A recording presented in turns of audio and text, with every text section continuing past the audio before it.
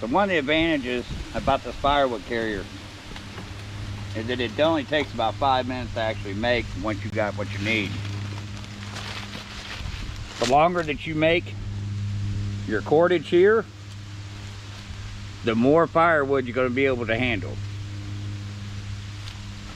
What makes that nice is allows you to take a staff with you or a spear, gather your firewood, and you still got a hunting implement in the other hand. You can have your haversack on the back. You can have trekking poles, whatever you need, you know, for that free hand to be. So I'm going to put a link up there. There'll be towards the top of the video, and it'll show you, take you to another video where I've done this previously and walked you through step by step.